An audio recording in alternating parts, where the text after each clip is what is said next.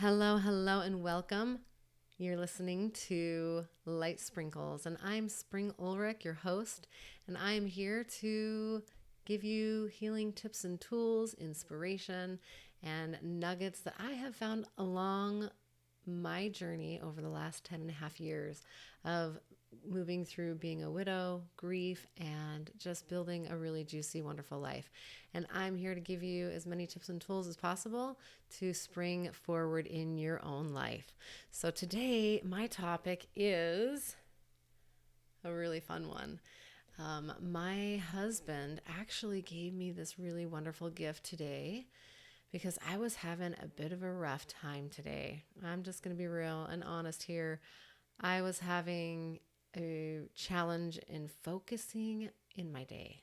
So today's topic is all around focus and how to bring back that focus into your experience and into your day, especially during those times when you feel like that your day has gotten away from you, or maybe you didn't absolutely have an amazing day or part of your day. You just, that feeling of frazzled and chaotic situations happening in your day where you're not feeling in the driver's seat, you're feeling like everything else is coming up, and you might feel that you're in a little bit of a turbulent washing machine tornado kind of an experience where life is just coming at you and you don't really have a lot of control or feel like you have a lot of control in your moment to moment experience throughout your day, where you just feel like you just can't get a handle on it. So I was having a little bit of that today. I was experiencing just feeling off on my schedule.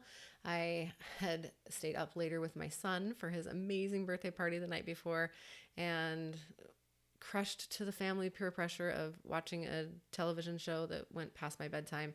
So then I got up later and then I didn't actually get to my miracle mornings routine where I get to really harness my soul writing and get into that meditative state and space where I really feel like I'm winning on every aspect of my miracle morning. Now, even though I got to get my body movement in and I went for a jog in the morning, I still just felt like I was wanting to get my journaling in for the day, and I did do it. However, it looked different today. It got to be done toward the end of the evening rather than right away, first thing in the morning. And that's okay too. And I get to just love that and be with that and honor myself that I did it regardless of the time. And I kept that commitment to myself. And when my husband came home today, I just had shared with him how I was feeling off, and I was feeling that I was still trying to get these things taken care of, and I want to be really committed to creating this video content and getting it available and preparing for that. And he had a powerful nugget for me. He actually went through and talked about focus on one thing, because I was running over all of the things that I hadn't done in the day, going over all of the experiences um, that I could have done better, that I wasn't super proud of, or that I felt like I didn't show up at my highest capacity and in my ultimate in the ultimate way that I wanted to be able to show up in different areas in my life during the day. And I was going on and on about my list of things, of the reasons why my day wasn't successful and the reasons why I was feeling so off and miserable. And he pretty much stopped me in my tracks and said, hey, okay, you can either be about what you should be doing or could have done or didn't do, and you can continue to just run that cycle over and over and over in your mind, or you can be busy about and get busy about doing what you want to do next. What is it that you want to do next? And so he helped me reel that in. He assisted me by giving me that tool of that focus and saying, what is it that you want to actually be doing? What is it that you want to do next? Not about what you should be doing or what you could be doing or how you could have done it better, but what can you do in the next moment? Because the history, the past is the past. You cannot go back. You can't fix it. You can't go back and do it again. All you can do is step forward into the very next moment, the very next now moment. And how am I going to show up? So he's parroting back my words and says, okay, how are you going to show up in this? And what are you going to do next? So I got to be with that and be real with it. And it was really a wonderful experience because it's exactly what I needed, was to get that clarity and to move forward in a powerful way, focused on where I wanted to go rather than where I focusing on all the things that I didn't want and where I hadn't been. And that's where I was spinning into and losing sight and losing focus. And and it was interesting because my mind kept wanting to go back over all of these things and try to figure out the hows. Well, how come I didn't do this well? And how come I didn't do this? And why is it that I wasn't a success on this? And I need to figure out, well, how am I going to do this? Or how am I going to be better at this? And it was interesting because he said, "Hey, how can I support you in getting to be able to do what you want to do?" And I said, like, I want to be able to stretch in my body. I want to be able to sit down and do my journal time, and I want to create my video. So I'm going to be there for you to do that. So I will cover the dinner, take care of the kids, get them to bed, do all of the nighttime routines so that you can go ahead and do that. Perfect. And give you that space and time. And in that, I ended up going into my yoga mat and I started stretching. And then I called him in. I was like, honey, I'm looking all around me at all of these things that need to be done. And I need to have this done and I need to get this done. And my mind was still spinning up on all the things, from the laundry that was sitting on the couch to the projector and the old computer that I had pulled out for the night before, trying to have a party that ended up being a flop and that I hadn't actually taken the time to put away yet. And so there were just items in the room that were buzzing me and distracting me and telling me, hey, you need to do this and you haven't done this yet, instead of being with the mat, being with my foam roller and just getting into my juicy stretching, getting back connected with my body. I was still up in my head about it. So I called him and I said, honey, I got to get these, these are the things I need to have done. He said, well, I'm going to be taking care of dinner. He said, so here you are again, spinning in this direction. So you're losing your time and you're not being able to do either one. You're looking at all of these things in your experience that you should be doing or could be doing, rather than just allowing yourself the time off and the time to rest and rejuvenate and really fill back up. He's like, if you really feel like you need to go take a nap, because I said, I just feel so exhausted right now and I just feel tired and I just feel like maybe I just want to go to bed and just call it a night. And yeah, I have these goals and these commitments to myself that I want to keep. And he's like, well, if you're going to do that, if you're going to choose to go take a nap or go straight to bed because you're tired and you need the rest, then go do that. But don't be feeling guilty or going through the list while you're laying there saying, I'm taking the time off. Actually be off. Actually take that time and give yourself the permission to let the list be set to the side. You can pick it up later. Allow yourself to be with the yoga mat. If that's where you're going to be at, allow yourself to feel the stretch and to be in that stretch and to allow yourself that rest. If you need to set a timer for yourself for 15 minutes or whatever and say, for 15 minutes, I am going to be about getting into the rest, getting into my stretching and giving back to my body. And after that 15 minutes, then you can go be about doing whatever else. If you need to set a timer. He said, instead of getting through, my husband coached me on this, instead of trying for 3 hours or 2 hours or whatever it is, to half-heartedly try to do it, but not really be actually stretching or not really be actually recuperating and resting, really be in it for that 15 minutes, really actually just allow myself and give myself permission to fully be present in where I'm at and let go of everything else. And so it was a great reminder for me to really just allow myself that beautiful moment on the yoga mat and just let myself stretch and feel my body and get back connected to myself so that I could fully be present and show up in the other capacities that I want to show up in and be more rejuvenated and revitalized, which actually really worked. And after doing that, he also gave me a touchstone that was really powerful because this is before I got back to the mat and I was kind of do this spinning. He's like, you need a touchstone. And I was, he said, looking around and rummaging through our flower pots, and he pulls up 2 items. And one is a beautiful brown, he called it a cow's eye. And it is a seed pod of some kind that actually drops into salt water, and it's really smooth and beautiful.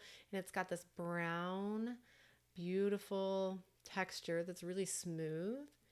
And it's got this really nice round feel. And then it has along the edges of the perimeter, almost as if it was a kind of a squashed hamburger, a little bit of a hamburger shape. And around the edges, it's almost like there was a piece of meat in the middle or something with a more brown edge around here. And it's just really round and smooth and really quite beautiful and decorative.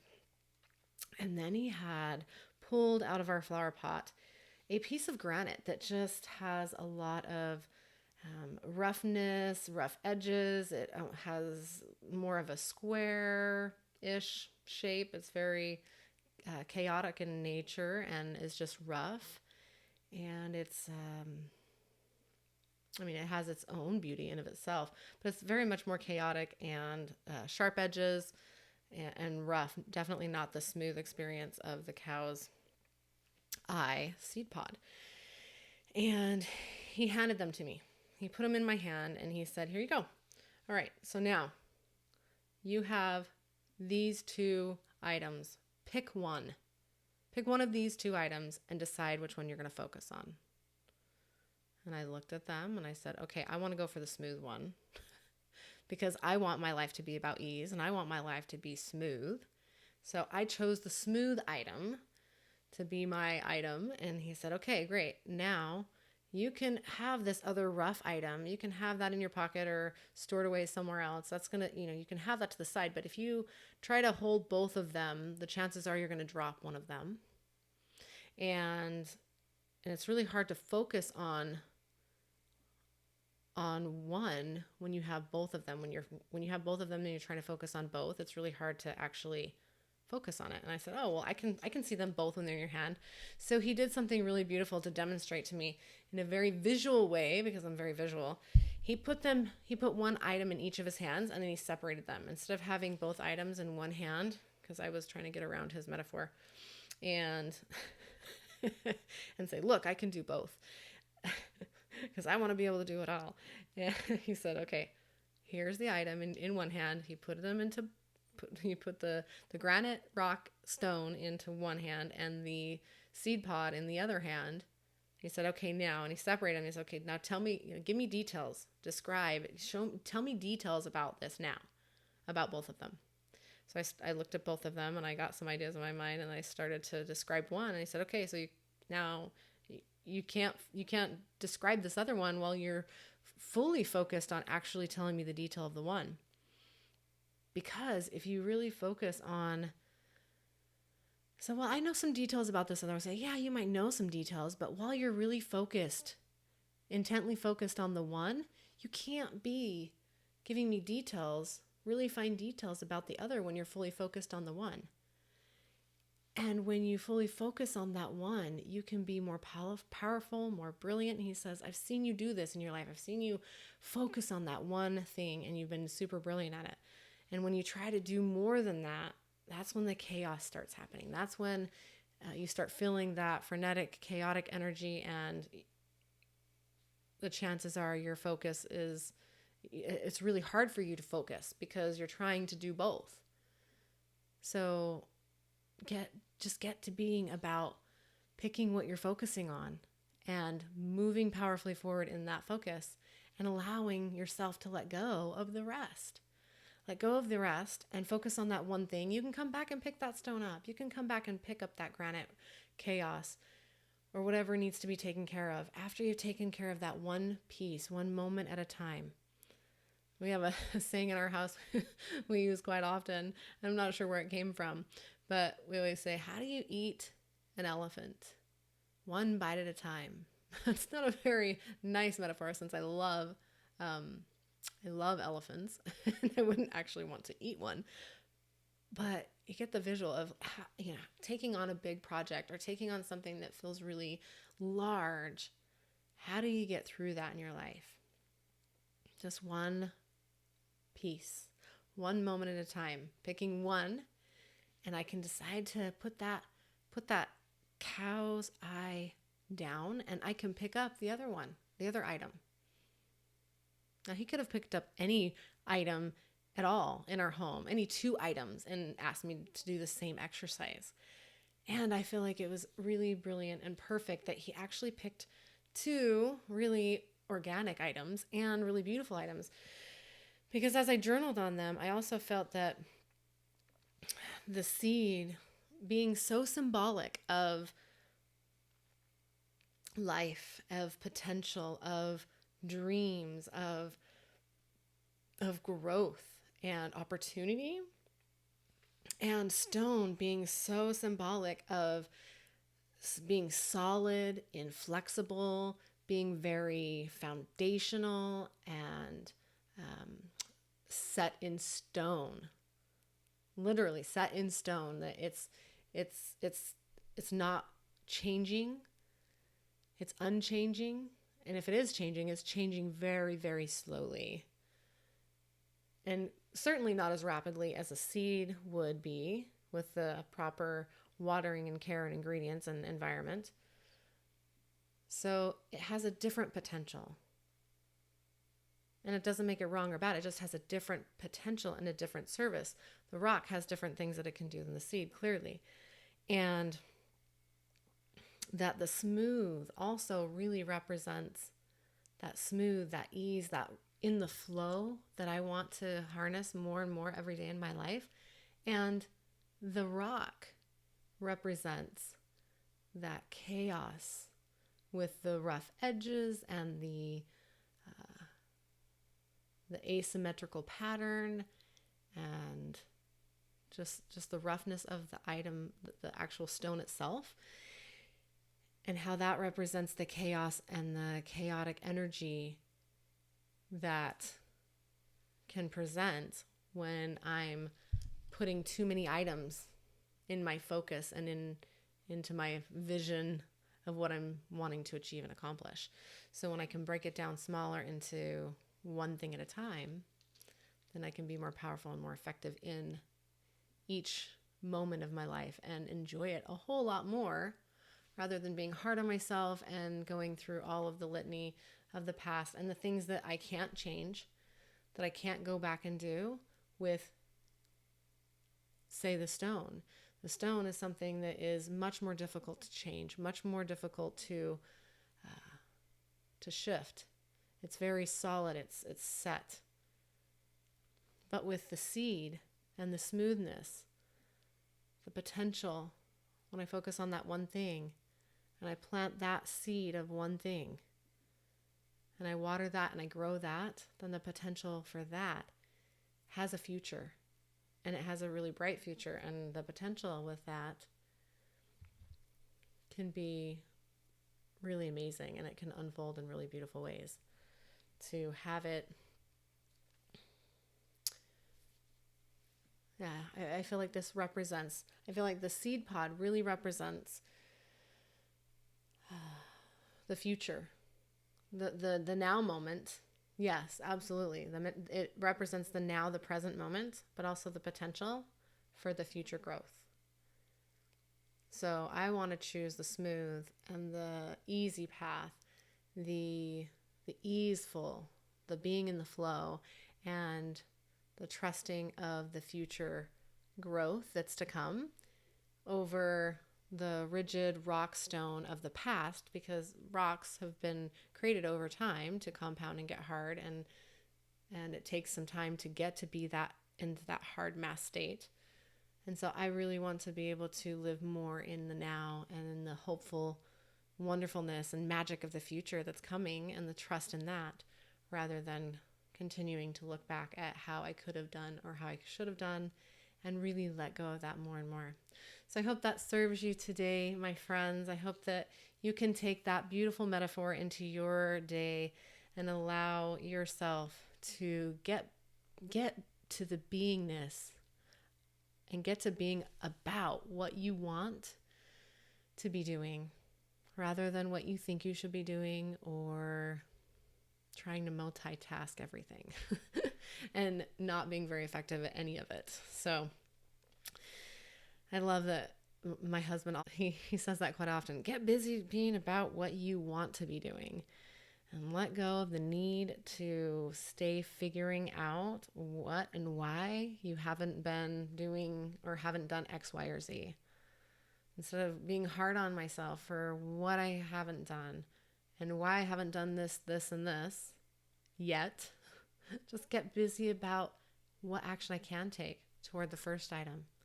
And then if I accomplish that, then the second item, and then the third item. So I hope this assists you in being lighter on yourself, easier on yourself, kinder and more gentle to yourself, and assists you in gaining focus in your day and finding your own pieces, finding your own elements. Go find yourself a wonderful smooth stone perhaps, and then a rough one.